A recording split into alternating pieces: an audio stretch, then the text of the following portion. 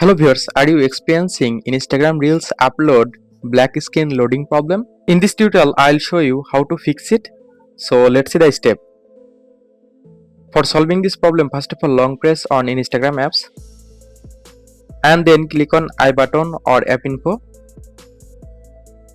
Scroll down and go to storage. Now click on clear cache. Go back. Click on force stop. Now click on OK. Go back to home screen. Go to Play Store. Click on search bar and search Instagram.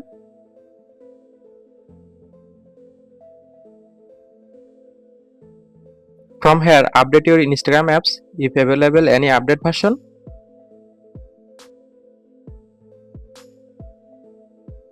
After completing the update process, now restart your phone only for power off and on. After following all steps, I hope your problem solved successfully. Thanks for watching. Stay connected for more updates.